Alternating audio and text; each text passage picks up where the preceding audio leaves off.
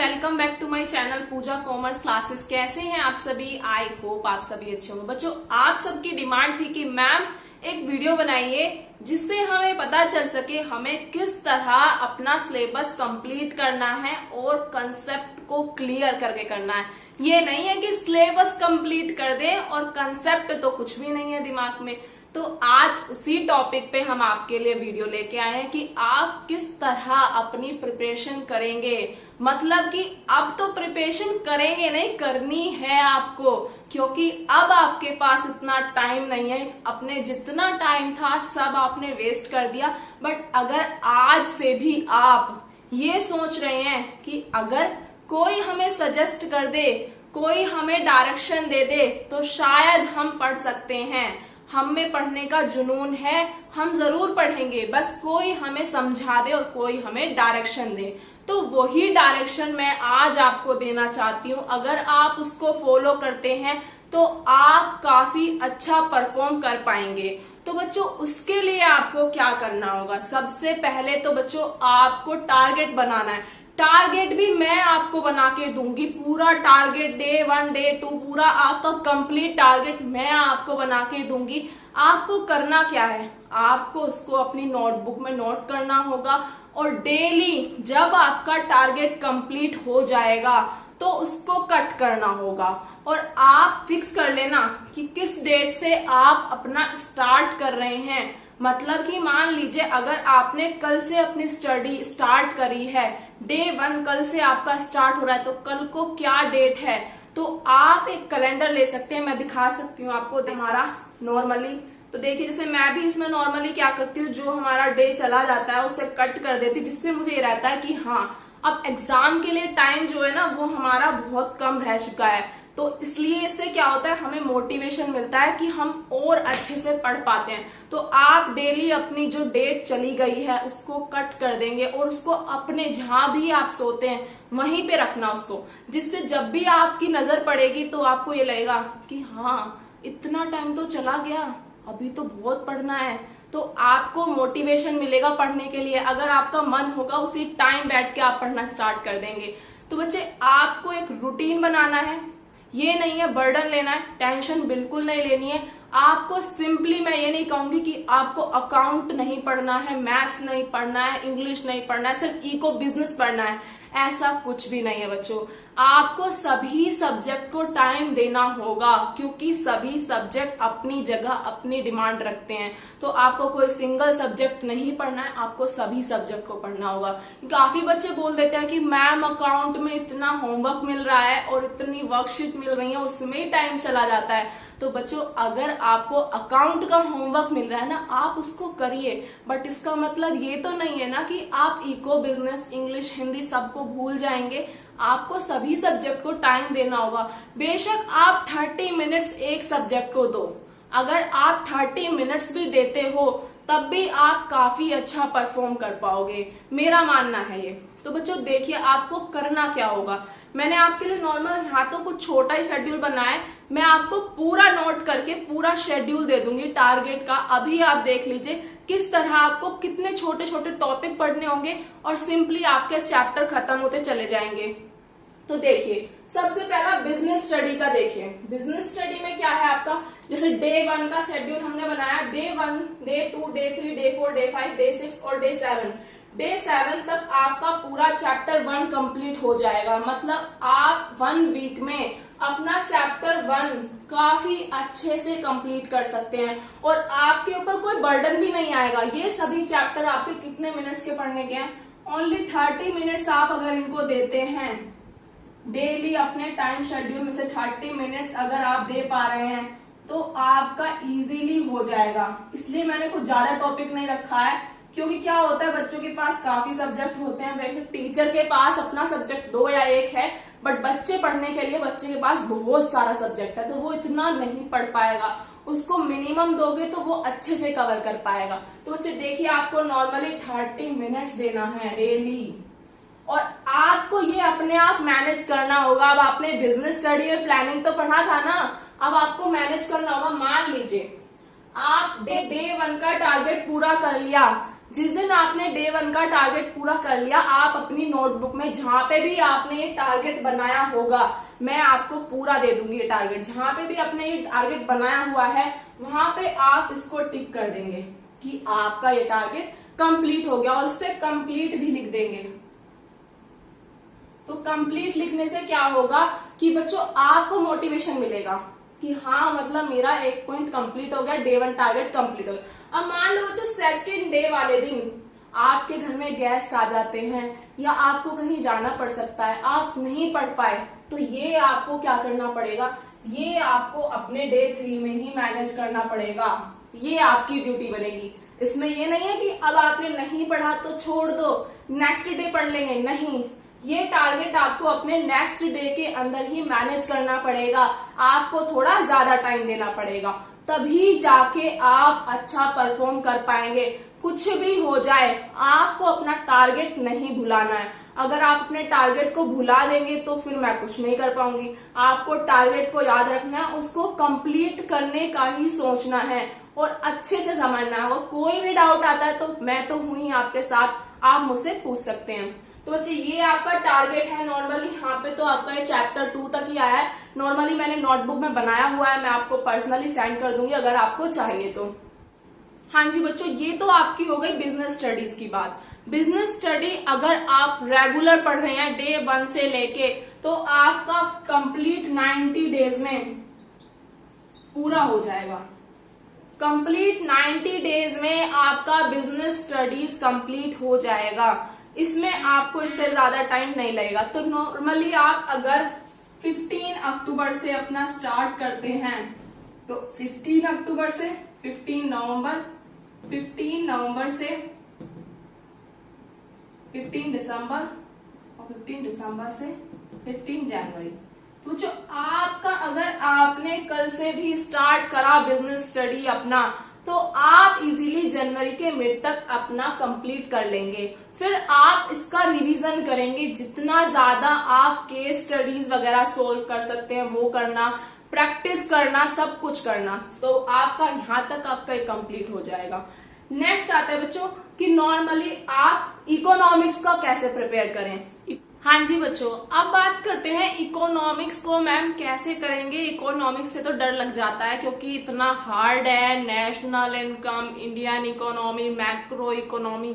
तो बच्चों हार्ड कुछ नहीं है, बस आपके अंदर डर है उसको पढ़ने का। तो आपको करना क्या है, आपको सबसे पहले इकोनॉमिक्स में पढ़ना होगा मैक्रो इकोनॉमिक्स। और मैक्रो इकोनॉमिक्स में भी मैं आपको सबसे पहले नेशनल इनकम पढ़ने के लिए सजेस्ट नहीं करूंगी। आप नॉर्मली पहले अदर चैप्टर को कर लीजिए, फिर आप आराम से नेशनल इनकम करना, आराम से टाइम देके नेशनल इनकम कर लेना। बट पहले आप अदर चैप्टर करिए। वो क्यों बच्चों, क्योंकि नेशनल इनकम जो है वो आपका 10 मार्क्स का आता है और 30 मार्क्स का आपका अदर आता है। तो पहले आप अपने 30 मार्क्स को अच्छे से प्रिपेयर कर लीजिए, फिर 10 मार्क्स पे आप कंसंट्रेशन कर लेना। क्या होता है, अगर आप अभी से स्टार्टिंग से नेशनल इनकम स्टार्ट करते हैं मैक्रो इकोनॉमिक्स, तो आपका टाइम जो है वो कटता रहेगा बट नेशनल इनकम खत्म नहीं होगा। तो सबसे पहले आप क्या करोगे, अदर चैप्टर करोगे, फिर आप नेशनल इनकम को टाइम दोगे। तो उसके लिए भी आपका पूरा टारगेट बना दिया है हमने, इजीली आप पढ़ सकते हैं। आपका काम है टाइम पढ़ाई को देना। टारगेट आपको मिलेगा तो आप देख लीजिए, टारगेट मैंने इसी तरह आपका पूरा बनाया है। तो पूरा इकोनॉमिक्स का टारगेट भी आपका कुछ बनेगा 120 डेज का। 120 डेज नहीं है, नॉर्मली 110 डेज के अराउंड में आपका कंप्लीट हो जाएगा। बट फिर भी हम मान लेते हैं 120 डेज है, तो आपका फरवरी के मिड तक जाके कंप्लीट होगा अगर आपने कल से आज से पढ़ाई स्टार्ट करी। तो बच्चों आप अब देख लीजिए, जैसे नॉर्मली टारगेट में कितना कम लिया है मैंने। देखिए मनी में आपको सिर्फ फर्स्ट डे पे क्या करना है, बार्टर सिस्टम और उसके ड्रॉबैक्स पढ़ने हैं। सेकेंड डे में उसको फॉर्म्स ऑफ मनी कितने होते हैं ये पढ़ना है। नेक्स्ट फंक्शन ऑफ मनी क्या होता है ये पढ़ना है। कमर्शियल बैंक क्या होता है ये पढ़ना है। कमर्शियल बैंक के फंक्शन भी आ जाएंगे यहाँ पे, और यहाँ पे सेंट्रल बैंक के फंक्शंस भी आ जाएंगे आपके। तो बच्चों नॉर्मली बहुत छोटा छोटा टॉपिक दिया है जिससे आप इजीली कवर कर सके। अगर आपके पास 30 मिनट्स भी हैं तो आप इसको कर सकते हैं। 30 मिनट्स आप दे दीजिए ई को बीएसटी को, 30 बिजनेस को और 30 इकोनॉमिक्स। ये नहीं है 30 मिनट्स दोनों को देंगे, दोनों नहीं हो पाने के हैं, तो आपको 1 आवर देना होगा ई को और बीएसटी को प्लस, और अदर सब्जेक्ट को भी देना होगा। इसलिए ही आपका टाइम कम करा है, क्योंकि आपको तो और सब्जेक्ट भी पढ़ना होता है ना, तो इसलिए और सब्जेक्ट भी आपको पढ़ना है, इसलिए टाइम कम करा है और टॉपिक कम लिया है टारगेट में। अगर आप इसी रूटीन से पढ़ते रहेंगे तो आप जरूर अच्छा परफॉर्म कर पाएंगे और आपको कंसेप्ट भी क्लियर होगा, क्योंकि कंसेप्ट क्लियर करने के लिए आपको छोटा टॉपिक पढ़ना होगा। आप सब सारा एक साथ पढ़ेंगे तो आपको कुछ समझ नहीं आएगा, आप एक एक करके पढ़ेंगे तो आपको समझ में आएगा। और फिर से कहूंगी कि अगर आपका टारगेट मिस होता है किसी भी रीजन से, तो आपको उसको मैनेज करना पड़ेगा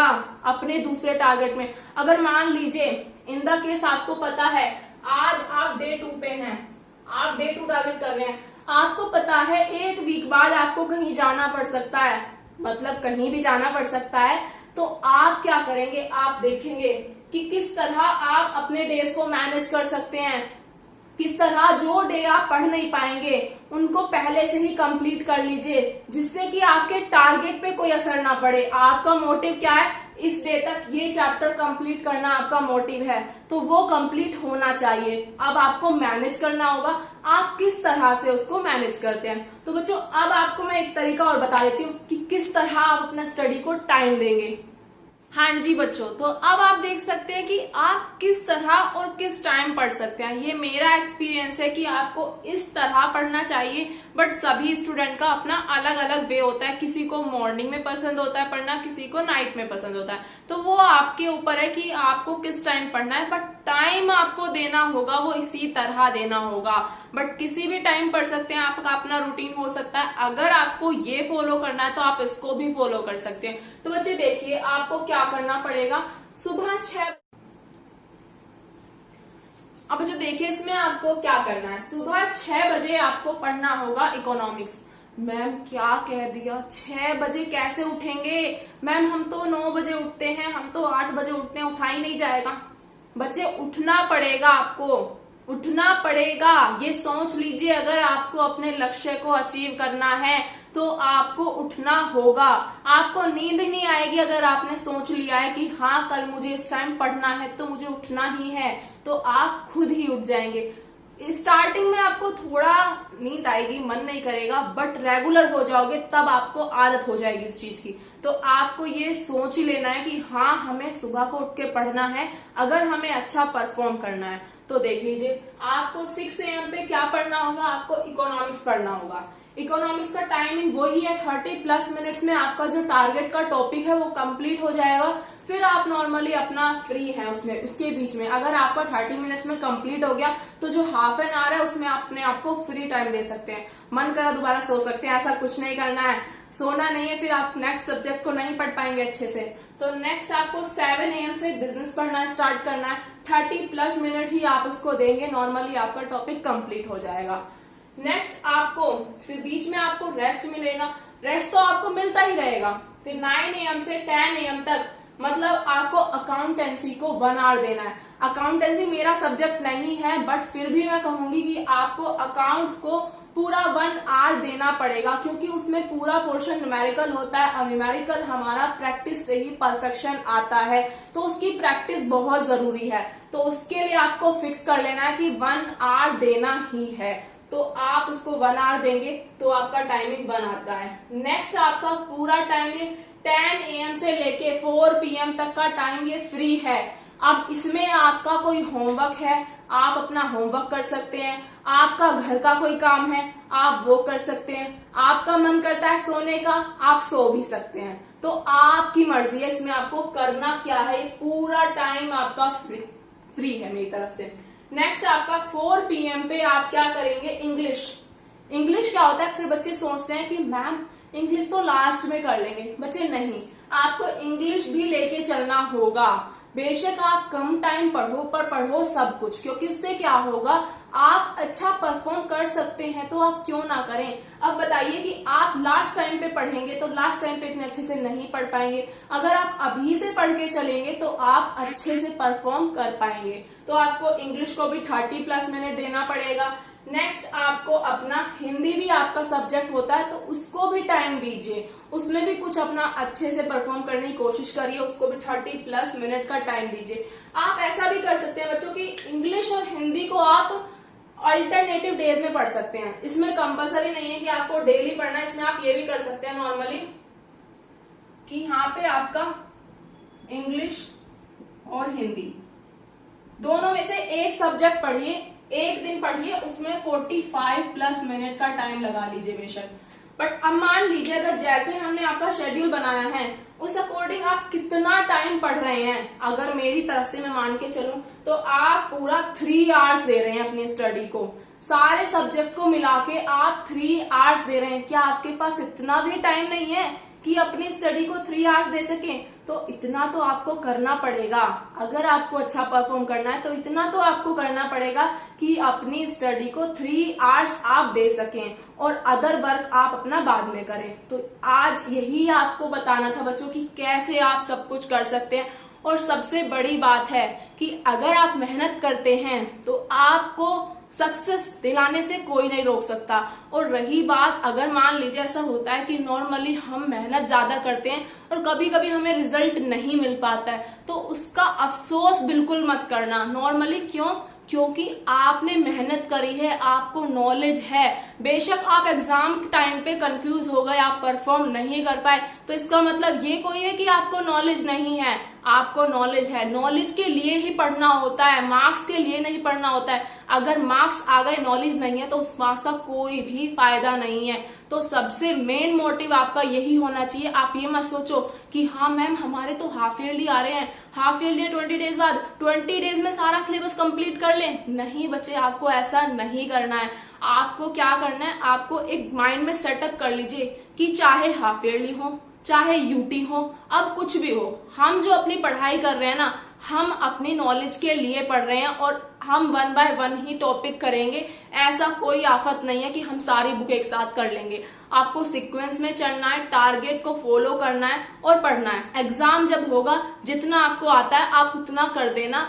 एग्जाम फाइनल देखिए कि फाइनल में आप कैसा परफॉर्म करते हैं। तो आई होप, हाँ जी बच्चों, अगर आप में से कोई भी स्टूडेंट हमारा कोर्स परचेज करना चाहता है, पेड कोर्स, तो आप वो भी परचेज कर सकते हैं। अदरवाइज यूट्यूब पे तो आपकी क्लास चलती ही रहेंगी। अगर आपको पेड क्लासेस भी लेना है तो आप उसको ले सकते हैं। नॉर्मली आपका बिजनेस स्टडी का 3 मंथ का टारगेट है और आपका इकोनॉमिक्स का कुछ 120 और 110 डेज का टारगेट है।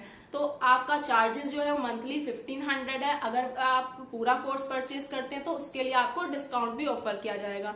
Thank you so much. कोई भी प्रॉब्लम है तो आप मुझसे शेयर कर सकते हैं, पूछ सकते हैं।